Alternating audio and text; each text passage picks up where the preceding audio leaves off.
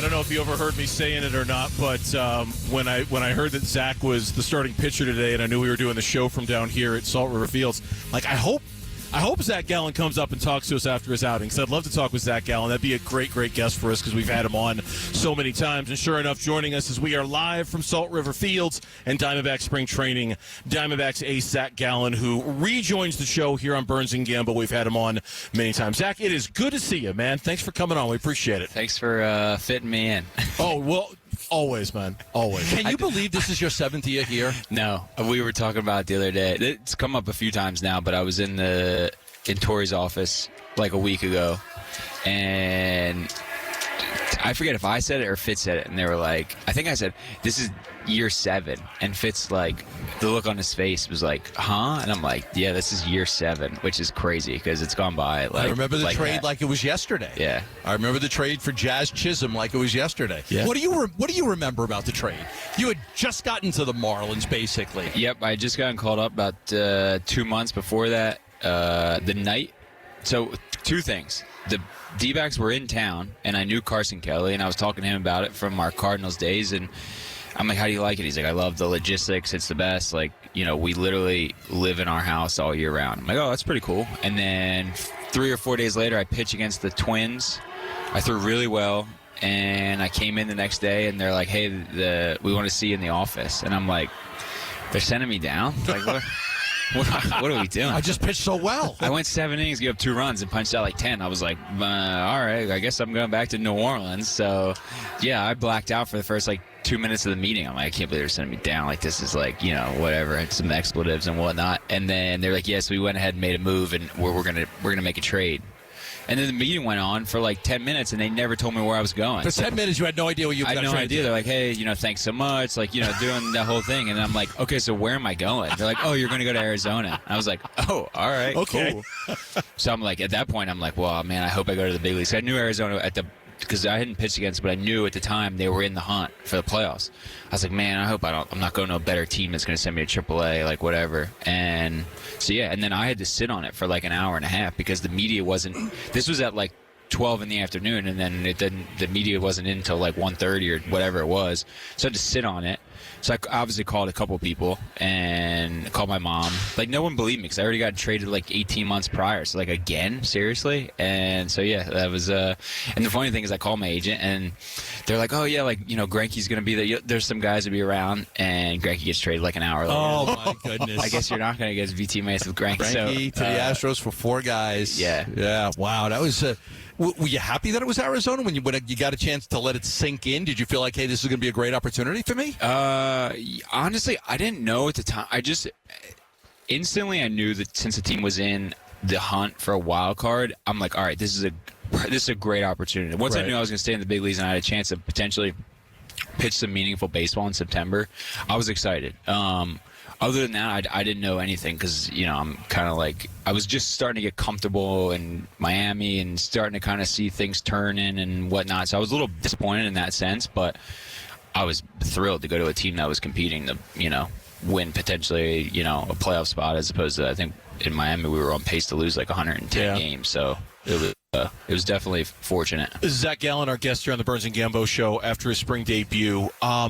How does the dynamic change for you the minute you find out Corbin Burns is here? Does it at all? Does it change? I mean, anything about not how you approach your job, but just how the room is structured, how the rotation, does anything change? No, I mean, I was thrilled. I mean, I'm sure you guys saw Scott at the press conference said that I was excited. Now, granted, for me, being excited is it goes up one more decibel than anything else. But so you're like, oh, cool. Yeah. It was more of a no way. I think that's I was like, you seriously? I think I probably threw a curse word in there too, but so but I was definitely excited because I didn't think we were in it at all. I had talked to Corbin before when he was in Milwaukee and then Baltimore. I knew he wanted to play here, but a lot of guys say that, but I had this sense from Corbin that he actually genuinely wanted to play here for the right reasons, not because of the logistics and whatever. He kind of saw the culture we were doing, and he also got the positives of being able to stay at home and whatnot. So when I heard about it, I was excited. I was shocked. And then, like a few hours later, it was a done deal. So for me, it hasn't changed anything. I think, if anything, it's obvious it's going to make us better for sure. How much has the culture changed from when you got here till now, to where the point is a guy like Corbin, who's got multiple offers out there, could probably make a little bit more money. I know the money's got to be close. Decides I want to play here. Because you're right, it's not just about I get to sleep in my own bed every day. There's a lot about the culture of winning in this organization with Mike and Tori and Ken and Derek. What is it about the culture? I don't know if there's one necessarily thing that you could point to. I think it's all of us moving in the same direction, I think, it would be the best way to summarize it. I think you got a lot of guys to buy in to what Tori and Hayes and D Hall and Ken really think it takes to have a winning ball club. And then everyone in that clubhouse just bought into it. And there was enough guys who came up as younger guys through the dark years of 20 and 21 and even a little bit of 22 that saw how things were operated from a veteran standpoint and didn't like how things were going, and then was just kind of swore to never allow that to be a thing. I'm not hyping Merrill and myself and Walker and all, but we saw some things that we did not like, and it was just like, hey, we don't want to. We felt like that. We don't want the guys coming after us to feel like that. And I think when you put trust in young guys and give them a leash to be able to go and do and have their personality, you see their talent take over. When as opposed to you feel like you're stepping on eggshells. And not to say that was the case here, but you see those guys buy in and the personalities and the just character. That's a testament to Hayes and all those guys of getting the right guys in the organization and for them to buy in. So because of that, do you think you are built to withstand the loss of Christian? I mean, given how important he was in the room, because it changes the dynamic a little bit. Yeah, I mean, it's definitely going to be tough. I mean, Walk's, one of my guys I got closest with throughout the last few years. He's an unbelievable dude, unbelievable competitor. When people talk about a pro's pro, that is the epitome of that definition. There is a pro's pro. That guy came to work it was blue collar, was hard hat, lunch pail type of deal. So yeah, I mean, it's going to be tough for us to kind of fill that void, but from the little bit I've gotten to see with Josh and just talking to some guys I know from Cleveland, like the type of mentality he brings, I think we're going to be able to complement what we have. And I think we've built up a good enough culture that even though it sucks losing Walk, I think we're going to be okay. Yeah. You guys scored a lot of runs last year. Scoring wasn't a problem. You had a great September. You won a lot of games in September. Pitching coach Brent Strom ends up getting let go. You get a new pitching coach in here. What's that like? What's the change like for you to have a new pitching coach and, for some of the blame to have been on just the overall pitching not getting it done last year? Yeah, I mean, obviously it's a bummer. I mean, you're talking about an offense that was scoring at a historic pace, not even just leading the league. It was the runs per game was historic. So it was definitely a little bit of a bummer that we weren't able to kind of hold up our end of the bargain. Yeah. Obviously, injuries play a pretty big part in that. And sometimes injuries, to me, are just unlucky. It's just, you could have a guy who takes care of his body day in and day out and just gets unlucky. So that doesn't help. But at the same time, when we had guys that were healthy, when I mainly was healthy and wasn't getting the job done, is unfortunate. And then, the management and ownership felt like they needed to make a change, bring in a guy like Cap and the rest of the squad. And those guys have been great. Obviously, it's going to take a little bit of adjustment, getting used to them and us understanding their terminology, them understanding us. But so far for, the last couple months, those guys have been doing a great job. Yeah. From your perspective, Zac Gallen, our guest here on the Burns Gambo show, from your perspective, the step forward that Brandon Pfaadt was able to take and the step forward that Ryan Nelson looks like he's about to take, how real is that? How bankable is that if you're a Diamondback fan counting on kind of the next generation of Diamondback starters coming through and being that guy? How bankable are those guys? Yeah, I mean, those guys are legit. I mean, obviously, I don't want to put too much pressure and expectation on those guys. That's the last thing you want. I mean, we got to think. I mean, those guys have a year plus service time. They're still pups, though. Yeah. You're talking about. But for them to go out and do it for a full year and understand what it takes for a full year to come in, bring your lunchbox to work every day, feel like that is a real thing that and that experience you only gain doing it. And so I'm excited for those guys. Really, those guys are starting to. There's nothing you can do to. I don't know how to describe it, but essentially just replicate what it feels like to be out there 35 times a year. And so for those guys to know, okay, I had some down parts of the season, I've had some high parts of the season, how can I keep them all the same? I'm excited for those guys. I mean, those guys are going to be big for us. You guys landed in a three-way tie for the final spot to get in and lost out on the tiebreakers. Is there any one game that you look back on personally and said that game would have made the difference? No, I mean, I think that's easy to do. I mean, I think, you could look back to any game that we were winning late and we gave it away. Yeah, we look at the Milwaukee game, right? Was it the Milwaukee game? It was a big lead, 8-0 lead or something crazy. Lead. I look back at that series against San Diego at the end of the season, and it felt like a couple of those were winnable games. It's easy to think about the ones that happen at the end, though, because those are precious in the memory. It's just like anytime, you're playing any game in Little League, and the shortstop makes the error at the end of the game, you're like, the shortstop lost us the game. Well, it was like, what about the second baseman who didn't get the bunt down in the third inning that should have scored a run? I pose the question, this isn't necessarily trying to take the blame off us, but there's a game that we won against the Nationals that we had no business winning. Yeah, sure. We'll express ways. So it's one of those things, like, we don't win that game, we're a game and a half out, and that tiebreaker doesn't matter. So, yes, there are some games that I think too, but at the same time, it just further emphasizes that every day you come to the field, you have to go 1-0 that day, because you never know. Like, as much as you think 89 wins get you to the playoffs, last year it didn't, and it's like we have to come and make sure we're going to try and go 1-0 every day, and not take a play off or a day off or give one away. Yeah. All right, I saved it for the end. I'm only going to ask you one time. I got through the whole. I thought I've been very respectful. I'm very impressed. I thought I've been very respectful. I'm very impressed with you. Yes. How much are you looking forward to free agency? Can you think that far ahead?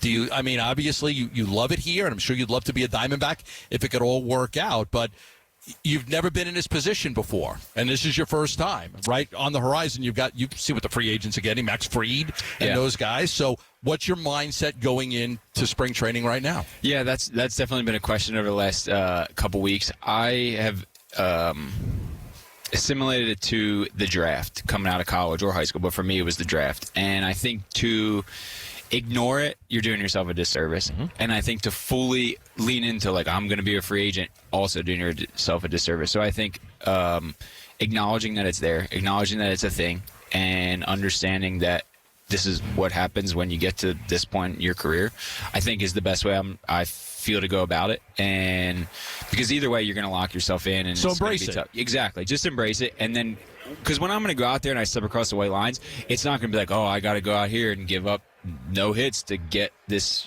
crazy deal. It's like, I just have to go out, give my team a chance to win, be healthy, and compete, and the rest of it takes care of itself. So that's kind of where I'm at. Yeah. Like, even today, I'm out in the game. Like, I'm thinking about where I want to, like, pitch. So it's not like it leaves your mind when you cross the white line. Yeah, and I think you don't think about it once you're on the mound. No, and I think that's just the way I've always been about anything as a kid. Like, anything that's happened, like, you fail a test, like, you go on in compete mode. You're in a different space. So I'm fortunate in that. So to say I'm not thinking about it would be a lot, but I'm embracing it. Now, he is marrying an Italian woman in a few months here. No, she's not Italian. Oh, I'm Italian. You're Italian. I'm Italian. She's not Italian. Not to my knowledge. Okay. My mom's dad is 100% Italian. Okay, there you go. Your mom's dad. Yes. From South Philly. All right, so that's 25% then? I guess I'd be a quarter. Yeah, a quarter Italian. Yes. Okay. Yeah. You get that big contract. But get that bill in Lake Como right next to me. But I'm from New Jersey, so I think I get an extra, like, addition of, like, I'm probably closer to 50%. Sure. I think just by it. Just from osmosis, right? Yeah, osmosis of being in Jersey. Associated property. It's somewhere in there. I grew up in an all-Italian neighborhood. I didn't have my first, burrito or taco until I was, 21 years old in New Jersey at, Great Adventure in New Jersey. And how good could a taco or a burrito have been in New Jersey? Never knew what it was. Right? Well, at Great Adventure. It's the first time I had it. Well, congratulations on the upcoming wedding. Best of luck this season. I know we're going to talk to you again when the season goes on, but, man, we appreciate you coming by. Sweet, guys. Come on anytime. Zac Gallen joining us here on the Burns Gambo Show. All right, welcome back. It's the Burns Gambo Show as we are live here from Salt River Fields. We're in our left field perch overlooking the field right now, and joining us right now, like we said, was Zac Gallen when he was on with us earlier, rejoining us here on the Burns Gambo show, because we've obviously had our next guest on many, many times. His first home run of the spring happened about an hour ago. I saw that. Yeah, we were like, we were on the air. Gambo was like, that's Corbin Carroll. Corbin, there it like, is. Yes, it is. Corbin Carroll's first home run. The man of the moment, Corbin Carroll, our guest here on the Burns. Good to see you, man. How you doing? Doing well, yeah. Any day you can hit a homer and then talk about it, you know? That doesn't suck, huh? What do you try to accomplish in spring training? Right now, I mean, just getting my swing off. You know, you want to see good pitch decisions, but you want the swing to feel good and kind of roll into the season with some confidence and, you know, just head in the right direction. You changed your swing a little bit, right? It looks like the bat's pointed a little bit up more. Have you changed much of your swing from last year to this year, or no? No, I mean, I'd say the movement patterns are pretty similar, but did a little bit of work this off season to work on some things that I think are going to help me. You know, in terms of body movement. Were you hesitant to work on things this offseason after what happened last year and the start you got off to? I mean, I know it's been so well documented and it's been talked about so much. Did you still understand, hey, I still need to change some things, or were you hesitant to change some things because of what happened at the start of last year? Yeah, I mean, I'm always going to feel like I can get better. Yep. And that's, you know, a road that, you know, I'll take 10 times out of 10. But I think just maybe a little bit of refinement to that process and, you know, to that filter in which I look at things through. This is going to sound hokey, but what did you learn about yourself last year as a baseball player and as a person? What going through what you went through? He asks me that all the time, too. What did I learn about myself? I every week, what did you learn about yourself last year? I don't know. I'm into the self-analysis thing. You here, are, Corbin. yeah. I really am. I'm big on. What did you learn about yourself last year through all that? Yeah, I think you can say you're a good teammate. You know, when things are going well, it's really easy to do that. But I was pretty proud of myself in the way that, you know, I felt like I didn't take anyone down with me. I felt like I was a good teammate the whole time. You know, came to work every day ready to go and didn't let it get to me. You know, to the point where it's like, you know, just I felt like there was work that needed to be done and was willing to do it every day. So I'd say those are probably the two things. I give you credit because the struggles in the first few months of the season were real struggles. What you did, like after the All-Star break, a little bit before and then after the All-Star break, was incredible. You really got your game back on track. Now, it's a long season, so you've got time to fix it. How do you think you were able to turn it around? You were Player of the Month one of those months, and you started hitting more home runs and making better contact. Did it flip switch, or what happened from the struggles in the first couple of months to where you were playing really well after the All-Star break? Yeah, I think a couple things. I think you know, the ball started to maybe bounce my way a little bit in terms of you know, BABIP and some stuff like that. It definitely doesn't hurt to start hitting some balls out of the yard, and you know, they can't take those ones away from you. Well, they only took one of those away from me. But yeah, I think there was a mix of some mechanical things that I worked on, and then approach as well. You know, trying to dictate what I'm going to do at the plate, not let the pitcher do that. If I remember right, Corbin Carroll, our guest here on the Burns and Gambo show, was it Jock Peterson's hitting coach who you kind of sat down with at one point to, okay, let's take a different look at this? You talked about being a good teammate. How good were your teammates at being good teammates when you were trying to go through that? Oh, they were the best. You know, never put any pressure on me. Hey, we need you. It was, we got you. You're going to get through this, but we got you. So I'm super thankful for the group that we have. There's a lot of really good players and good people, and just trying to do my part. Came down to the last few games of the season. You guys ended up tied with two other teams for the wild card spot. Obviously lost out on the tiebreaker. Do you look back, and is there any game you look back on and say that could have been the game, or any stretch of play where you guys struggled where you look back and say that's what haunted us from not getting in?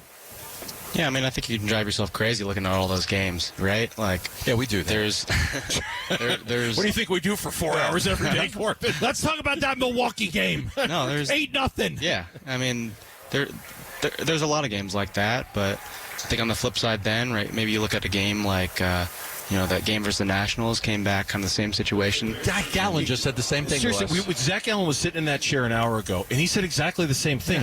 For every game that, we were up 8-0 and we blew it, there were games we had no business winning the baseball game, right? Yeah, I mean, it's just baseball, and I think at the end of the day, just got to look ourselves in the mirror and take accountability for what happened. We had every chance to put ourselves in the driver's seat, and we didn't do that at the end of the day. And, I think a lot of people prepared really hard this offseason in order to try and do that this year.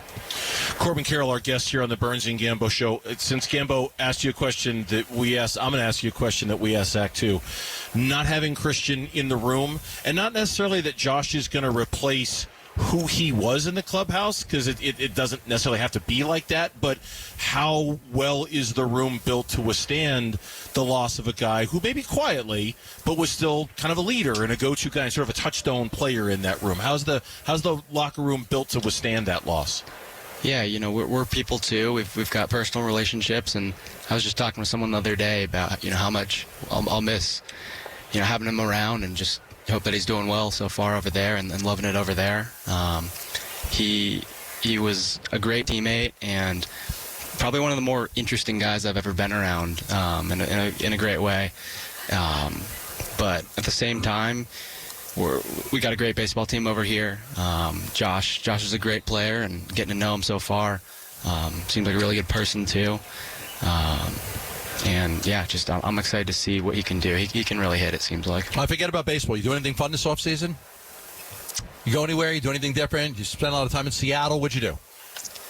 I saw a couple of my sister's soccer games. She's a college soccer player. Where? So I saw her play a couple games at Berkeley, a game at Pepperdine, and a game out in Arkansas. So got to chase her around a little bit. Maybe a luxury that I wish wasn't afforded to me. Wish we were still playing, but got to get out there in the fall.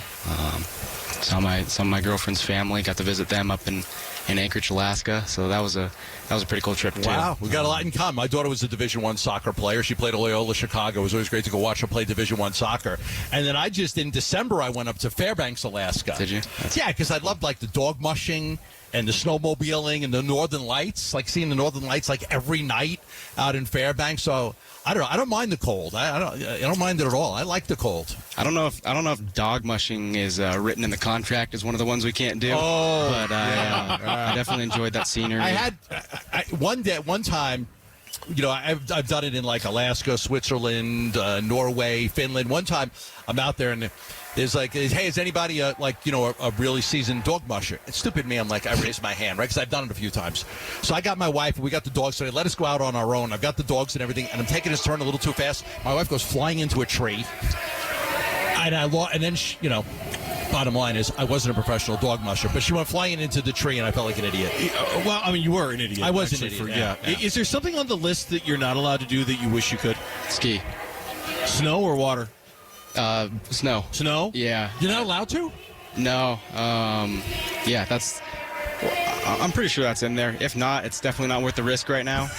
But that's something I'd like to get back to one day. It's really easy to break a bone snow skiing. And more than that, really.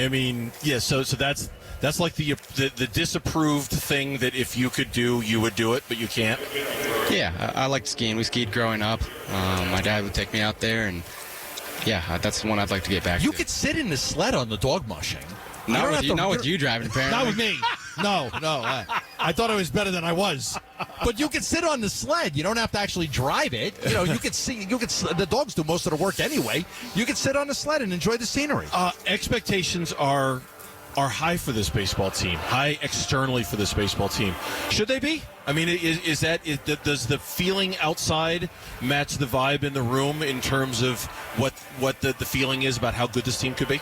Yeah, I think it should be. I think the way I look at it is our players' hard work was kind of rewarded with the additions that were made in terms of payroll and the players that we added. And so I think that there's every reason why we have those expectations. It's kind of uncharted water in terms of payroll, and I'm just I'm excited about the people, right? The payroll could be high, but it could be the wrong people, and I think that those additions, I'm really excited about. Yeah. So we all, like, where were you when? Where were you when you found out that the Diamondbacks had signed Corbin Burns?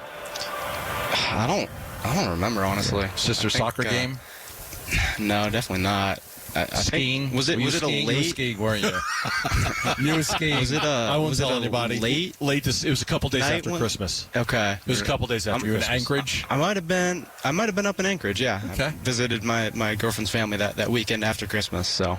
Were you I was blown up in away? Anchorage. Were you just like, we signed Corbin Burns? That's a Yeah. big deal.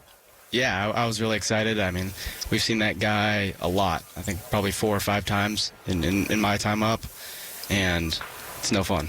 It's no fun. Well, it's fun now that he's on your team. Corbin, we appreciate the conversation. As always, we look forward to one day when you're able to snow ski, but not anytime soon. Stick to the rules. We appreciate that. So thanks for stopping by, man. We appreciate it. Thank you, guys. Corbin Carroll, our guest here on the Burns and Gambo Show. All right, back here on the Burns and Gambo Show, where the parade of guests continues. Earlier today, we had conversations with Zac Gallen, Corbin Carroll, and joining us right now as we are live from Salt River Fields after the Diamondbacks beat the Guardians today in Cactus League action. Super utility infielder and perhaps outfielder is something we could add to the resume. Catcher. One of these days. Catcher, too. I mean, you know, whatever you need. Whatever they need. We'll play wherever. Blaze Alexander joining us here on Burns and Gambo. Good to see you. We had you on the show during the season last year. Oh, yeah. We appreciate the time. Thanks for coming on, man. Yes, sir. Thanks for having me. Good seeing you guys. I was just saying, with Kevin Newman gone, that role is there. You super utility guy. You know, Kevin did a great job of being able to fill in anywhere and do anything. Do you feel like that'd be a great role for you this year? Yeah, definitely. So they still have me. You know, I'm working at third base, working at shortstop, second. There's talks about maybe a little outfield here. So definitely kind of embrace that super utility role and whatever the team needs, man. I just want to go out there, want to be a big leaguer and help the Diamondbacks win. Have you played outfield at any position in your life? Anywhere? No? High school Always an ball, infielder? but always an infielder, man. Always primarily a shortstop. I'll mix up the middle a little bit on some travel ball teams, but yeah, man. Okay, but shortstops, I mean, shortstop could play anywhere on the field, right? Anywhere. Like, if you play shortstop, you could play anywhere. I think so. Catcher, outfield, like, you know the game. You know it. All right. All right. Told Hazen I'll pitch if he wants me to, man. Just want to be on Well, we that don't know about that. yeah. Hey, Blaze. Hey, I'll throw easy. Yeah. Blaze. we got a few guys that could pitch. Did you No did doubt. you pitch in high school too? I'm sure you did. Pitched a little bit. I think I had only 3 innings in high school. My senior year, I think I had 3 saves, but yeah, I was up mid-90s through a cutter, man. Okay. But No way. I told them I'd get out here. You're like, I could throw that cutter like Mariano Rivera. Watch this. maybe better. Nah, Oh, I'm kidding. boy. That's Oh, you're Joking, talking to the joking. Yankees fan over there. Oh, You might have joking. you might have just stomped all over him when you say that. So, what did you?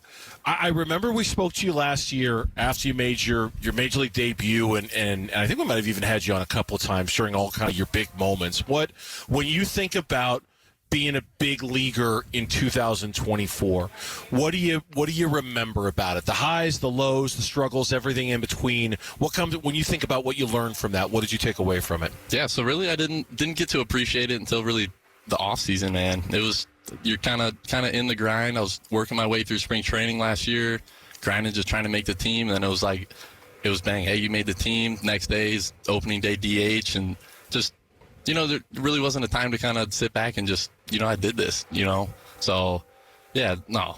I look back at last year, great experience, had some really cool guys to be around. Jock Peterson took care of me a lot, missed that guy.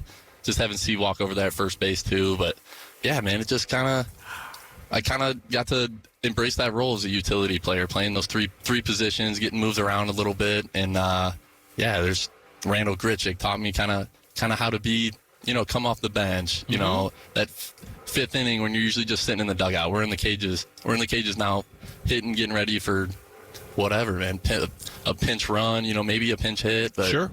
Yeah, it was a really cool experience. It was different. Usually I'm out there every day, but I just learned to kind of embrace that role. Is there something you do different that you didn't do last year? I think I know what to expect going in now. Okay. I know the whole routine. Yes, first couple games I was on the bench. I didn't even go into the batting cages during the game because I just didn't know. I thought, hey, I'm on the bench, like I'm not playing today. But Oh, wow. yeah, so that's when Randall Gritchick actually we were in Atlanta and kind of took me under his wing, and he's like, dude, I'm gonna show you how to do this, dude. You got to start getting ready at a certain time, right? Heck yeah, Because you never know. you never know. And So what did he show you? Like, go hit go stretch? What did he tell you to do? Yeah. And what inning? Like 5th inning? Yeah, around 5th, maybe 6th inning, depending on how the game's going. But yeah, I'd walk with him. We'd go in the weight room. We'd be rolling out, kind of just listening to music, watching the game on the TV, and we'd roll out, kind of hit a little pump or something, and then go right to the cages with Rick Short, and just kind of start your hitting routine. Now, how long do you have to do that? Because what if they call you in the 7th inning? Like, how long do you have to? Because you've also maybe an injury occurs and you got to go in a game. Like, how much time can you prepare? Yeah, I mean, usually I'd say 10 minutes. No, I'd say about 40 minutes. Yeah. No way. Depending on the situation. If it's, hey, we're in there in the 5th and we're getting feeds, it's, Bannister kind of come in and kind of let you know, okay, hey, this is, this might be your spot right here. Get going. But, yeah, there's other times where you're in there, you're rolled out, you're stretched out, hitting the machine in there, and then you don't get to play. But that's kind of, I took that as, in a way, that was my game. We'd kind of use the trajectory in the cages. It shows a live picture, and that's kind of how I was getting my reps. So you can't, I would think it's kind of obvious now, right? You can't just sit on the bench and just watch the game and not be prepared to go in. No, I learned that the hard way. That was that first game in Atlanta where I was just sitting on the bench cold, and they called my number in the 8th inning. Went out there, clean inning, think I caught a fly ball, and then it was the 9th inning. It was kind of cold night, still stiff, and that was that infield chopper where I made my first error, and then we all know how that game went. But yeah, so I kind of learned my lesson there. All right, good. And it's good to know. Yeah, but the next day I showed up. I was the first guy in the cages, and I was with all the hitting coaches, and they're kind of just smiling like, hey, what'd you learn? And I was just like, I'm going to be ready. Right. Yeah. So, right. Blaze Alexander's our guest here on the Burns Gambo show as he joins us here live from Salt River Fields. Defensively, how you kind of evolved last year, and I'll just be honest, the kind of the struggles that you went through last year.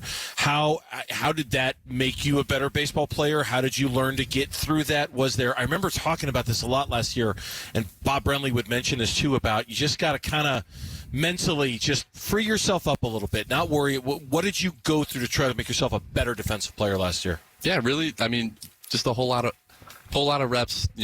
Doing stuff the right way. Not trying to. You can't take a rep off, man. The game's too fast in the big leagues. It'll speed up on you, crowd noise and everything. But yeah, again, I think I said it a bunch last year, but just slowing the game down. It's just because the lights are brighter, stadiums are bigger. It's the exact same game I've been playing since I was a little kid, and just slow the game down, dude. You go out there, breathe, and honestly have fun. Don't be afraid to make a mistake. Go after that ball. I wouldn't say 100 miles an hour, but attack that ball confidently, pick up the ball, throw it to first base, get the out. Did you always consider yourself to be a good defensive player coming up through the minors and in high school? Did you take pride in that? Yeah, no doubt. I think honestly, in the minor leagues, I think I was a plus defender. Okay. I mean, balls, backhand balls in the holes that some guys couldn't get to. Man, I was getting to, setting my feet and throwing a bullet over the first base. I think I'm an exciting infielder, and I got a lot of stuff to show this year. How cool was it when you got to reflect on the fact that I got to play in the major leagues? They can never take that away from you, right? You'll always be in Baseball Reference. You got your baseball card. When you're in the minors, your hope is just to get there and even just have one at bat and say, I was a major leaguer. Now you've got a season under your belt. How cool is that? It's amazing. It's a dream come true. Something you dream about as a little kid, and like I said, I didn't really get to appreciate it until the off season. Hey, you did that, man. You made it. And yeah, there were some bumps in the road, but there were some really cool things I did, And it was really cool to just be a part of a major league clubhouse. And in the minor leagues, it's not always about winning; it's more developing. And I got to get that taste of hey, you show up to the ball game every day, and there's one common goal with everyone, and that's to win. What do you think's harder, making it, which you've done now, or staying? Yeah, I definitely think staying, and that's something I hear a lot in there. It's easy to get there. It's a lot harder to stay, and man, you gotta perform on a nightly basis. Yeah, when your number's called, you got to be out there, ready to go, whatever the team asks. And I always, not saying this cocky, but I always knew I was going to be a big leaguer. Yeah, I had the talent to get there. Be cocky. Why not? No doubt. But but yeah, It's a Florida thing, or maybe the Indiana part of them. so I was committed to South Carolina, and their slogan was like, "We cocky, go Gamecocks." So, Yeah. Wait, is that where Jake went? Did Jake go to South Carolina? McCarthy? Christian Walker Walker went to South Yep. Carolina. McCarthy was Virginia with Pavin Smith? Yeah, with Pavin. Okay, Yeah. all right. Okay. Yeah. It shocks me that you're encouraging Blaze to be cocky. Hey, hey, I'm shocked. I'm legit shocked. I'm not the most humble person. No, I'm not shocked at all. Yeah. You go, hey, be cocky. You know, I'd be the, oh no, Blaze, be humble. You know, no. Be Yeah, that's yourself. it. That's me. It's, Polar opposites. Yes, exactly. Now, he's the one who's going to tell you to be cocky all the way. So, hey, we appreciate the time. Thanks for coming by. Best of luck this season and this spring. I'm sure we'll be talking to you throughout the course of the year. Blaze Alexander. Thanks for watching Burns and Gambo. Click to see more from the guys and hit the button in the middle to subscribe so you never miss a video from Arizona sports.